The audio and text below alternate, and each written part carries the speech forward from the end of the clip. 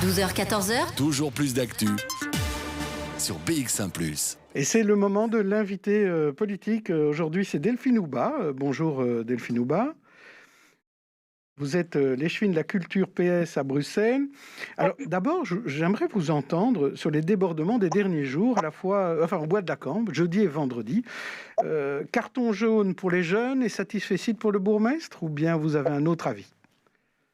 Je pense qu'ici, il faut entendre un ras-le-bol de la population, des jeunes ici en particulier, mais je pense que tout le monde en a marre. Et donc, je veux montrer très compréhensif par rapport à ça, mais rappeler en même temps qu'aujourd'hui, le virus, il est toujours là et que donc, il faut prendre les mesures qu'il faut. Les rassemblements aujourd'hui sont interdits parce que les chiffres au niveau des contaminations et des hospitalisations ne sont pas dingues. Et donc, moi, il y a surtout aussi une catégorie de la population à laquelle je pense, qui est le personnel hospitalier et qui a vraiment besoin aussi de pouvoir respirer un peu. On est maintenant dans cette troisième vague et donc on a un personnel qui donne beaucoup d'énergie là derrière. Et voilà, c'est trouver un équilibre entre ce besoin de se retrouver et en même temps penser aussi que ce virus est toujours là et que si on fait ça, c'est avant tout parce qu'on est dans le cadre d'une pandémie mondiale inédite et qu'il y a encore des mesures à prendre. D'accord, mais envoyer les chevaux, est-ce que c'était pas un peu exagéré dans un bois comme le parc du Bois de la Cambre, qui est quand même très très grand, il y avait beaucoup de monde.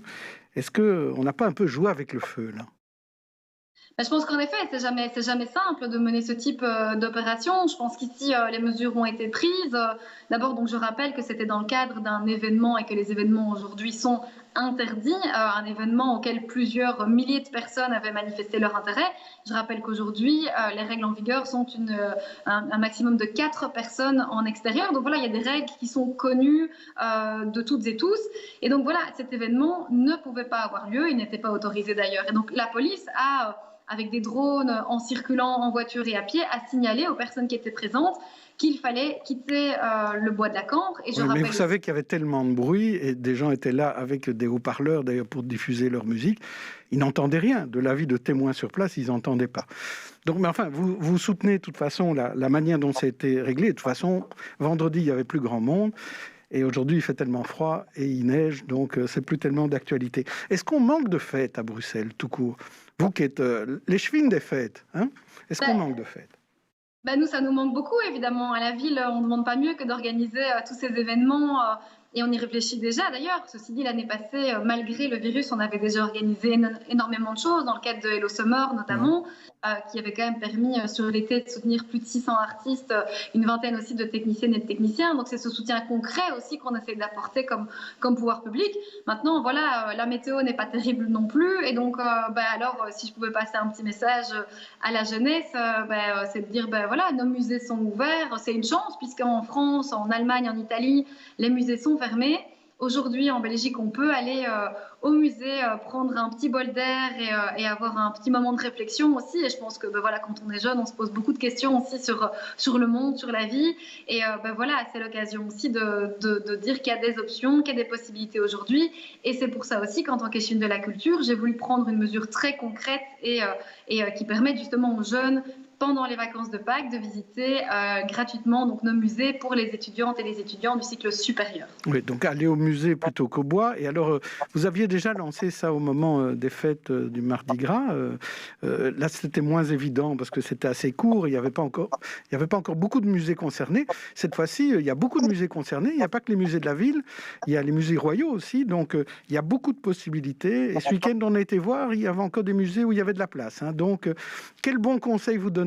Quelles sont les 2 bonnes adresses de musées à aller visiter pour vous? Je citerai peut-être alors les 2 nocturnes qui sont encore à l'agenda, une à la Villa en Pin et aussi à Train World, qui sont 2 musées magnifiques avec des expositions vraiment à couper le souffle. Et donc je rappelle aussi quand même, c'est important donc de bien s'inscrire en ligne et de prendre la carte d'étudiant qui sera donc demandée à l'entrée du musée. Et donc, comme vous l'avez rappelé, on avait déjà lancé cette mesure à Carnaval, partant du principe que, au niveau de la jeunesse, on sent cet isolement, cette précarité aussi et tous ces enjeux en termes de santé mentale.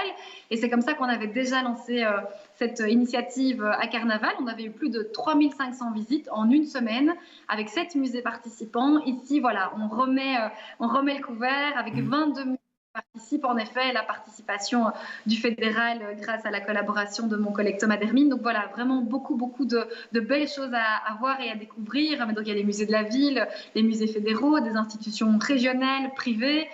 Voilà, il y en aura vraiment pour Il y a tous les beaucoup de goûts. choses. Oui. Alors, on va rester un instant encore dans la culture. Vous parliez de Hello Summer tout à l'heure. Est-ce qu'il va y avoir un nouveau Hello Summer? On sait que Couleur Café est annulé. Comment ça va se passer pour BSF? Alors, pour le BSF, on est encore en train de faire les analyses, mais comme vous l'avez rappelé, évidemment, pour les grands festivals, 2021 va rester une année très difficile. Mais voilà, la décision n'a pas encore été prise. Par rapport à Hello Summer, nous, on travaille déjà avec les équipes, on réfléchit, puisqu'à la ville de Bruxelles, on a toujours voulu se montrer positif et proactif aussi. Le virus est là, mais il faut apprendre à vivre malgré ce virus. Et donc, on a pu démontrer aussi que quand il y a un encadrement, quand il y a un contrôle social aussi sur le respect des mesures, le port du masque, les distances, l'utilisation de gel désinfectant, c'est possible d'organiser des événements gratuitement aussi pour les Bruxelloises et les Bruxellois, c'est important. Et donc, on y travaille. On reviendra vers vous avec la programmation avec plaisir. Là, on attend évidemment de suivre l'évolution en termes de contamination et d'hospitalisation. Et alors, nous prendrons position en fonction de ce qui sera autorisé par le comité de concertation. Mais le désir au minimum, c'est de refaire 2021 comme on a fait 2020, c'est ça? Oui, tout à fait. Alors, on reste dans la culture. Après avoir occupé le Théâtre National, maintenant les comédiens sont à la Monnaie. Est-ce que vous les avez rencontrés? Est-ce que vous savez ce qu'ils demandent, ces personnes qui occupent des lieux culturels? Alors, j'ai eu un contact téléphonique vendredi avec une des personnes qui participent à cette action de mobilisation. Moi, je tiens évidemment à rappeler tout mon soutien au secteur culturel. On sait que depuis un an, et je suis régulièrement en contact avec les directions de nos lieux culturels qui sont situés sur le territoire de la ville, aussi plus largement, que ce soit des cinémas, des théâtres, des centres culturels. On a évidemment beaucoup de lieux qui sont concernés et qui rongent leurs freins. Et donc oui, compréhension, soutien, évidemment. On a mis en place à la ville de Bruxelles un New Deal bruxellois. Donc j'ai libéré une enveloppe de 300 000 € pour venir en soutien direct et immédiat aux artistes, à ces métiers techniques, à nos guides aussi, qui en général sont dans nos musées et qui pour le moment ne peuvent pas travailler. Et donc un soutien direct et concret à toutes ces personnes. Et voilà, vivement la réouverture, les protocoles sont prêts. Voilà, on sait la situation est difficile, mais voilà, je suis évidemment impatiente, tout comme eux, qu'on puisse rouvrir ces lieux. Alors, il y a aussi des fêtes qui étaient prévues pour les 100 ans de la fusion de Bruxelles avec les quartiers de Neder-Overbeek, avec Laken, avec Aachen. Et ces festivités, comment on va les faire cette année de Covid? Oui, là aussi, c'est très compliqué, évidemment, puisque la ville organise aussi elle-même des événements. Alors, donc, le 30 mars 1921 marque donc la fusion de Bruxelles, de Aachen, Laken et Neder-Overbeek, qui forment la ville de Bruxelles comme on la connaît aujourd'hui, avec ce canal de Willebroek qui sert un peu de trait d'union entre ces territoires. Et donc, c'était très important pour nous, évidemment, de marquer le coup. Alors, on a commencé par une fresque street art. L'objectif est d'en réaliser 4 au total, puisque ce sont 4 communes qui ont fusionné, donc 4 street artistes. Et on va organiser ça de manière participative, puisque dans nos quartiers, 2 fresques seront proposées à chaque fois et les habitants pourront choisir. Et donc, on aurait évidemment voulu marquer le coup. Là, comme vous le savez, les conditions sont particulières. On va donc étaler la programmation sur l'année en s'adaptant évidemment aux mesures Covid avec des expositions sur la base d'archives et de témoignages, une vidéo historique pour retracer évidemment ce moment, un podcast pour permettre aussi de découvrir cette histoire à travers des balades à pied ou à vélo le long du canal. Et puis on l'espère aussi un événement un peu plus folklorique et festif début juillet. Ça, on verra en fonction. Si c'est possible, évidemment. Alors, vous parlez de fresque et la fresque à Nicordi. Où en est-on là aussi? Parce qu'au moment où on lui donne le nom d'un tunnel, eh bien, sa fresque est remise en cause. Alors, cette fresque est donc située sur un mur donc dans le parc Annicordy, situé à Laken où Annicordy est né.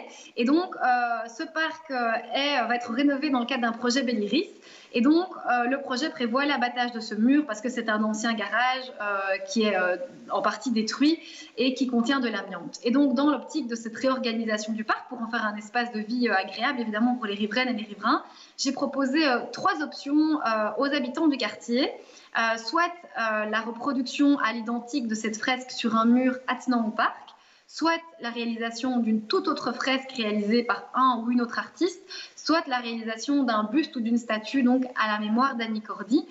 Et donc là, d'ici la fin de l'année, on lancera un processus participatif avec les riverains. C'est très, très important. Je rappelle que la fresque actuelle est toujours en place jusqu'au début des travaux, qui aura lieu en 2022. Donc voilà, on est bien dans les temps. On peut encore aller la voir. Même s'il fait mauvais. J'ai commencé l'interview en parlant du bois de la Cambre, mais je voudrais aussi vous parler de ces rodéos automobiles autour de l'Atomium, dont on a parlé sur BX1 avant-hier. Les riverains là, se plaignent du bruit de toutes ces voitures tunées qui passent, de la pollution et tout. Qu'est-ce qu'il y a moyen de faire pour essayer de diminuer ce genre de nuisances ? Oui, donc comme vous le soulignez, c'est en effet beaucoup de nuisances pour les riverains. Et donc là, Philippe Close, notre bourgmestre, a déjà pris énormément d'initiatives en la matière, en collaboration avec la police. Il y a eu un réaménagement de l'espace pour limiter aussi la possibilité de tourner en rond, par exemple, autour des ronds-points, limiter aussi une prise de vitesse sur une longue distance. Donc, toutes ces mesures sont prises concrètement. Les véhicules sont saisis dans les cas où c'est possible. Et évidemment, les personnes qui sont responsables de ces actes ont des amendes et sont poursuivies par contravention pour ces actes qui ne sont évidemment pas du tout citoyens. Mais c'est aussi sans doute une volonté de se libérer, de faire quelque chose. Bon, c'est pas le bois de la Cambre, mais c'est autre chose. Effectivement. Je conseillerais plutôt les musées, de nouveau. Très bien. Eh bien, donc rendez-vous pour tous au musée, en ayant réservé, bien sûr, et en n'oubliant pas sa carte d'étudiant, si on veut avoir une place gratuite et qu'on est étudiant. Merci Delphine Houba de nous avoir expliqué tout ça.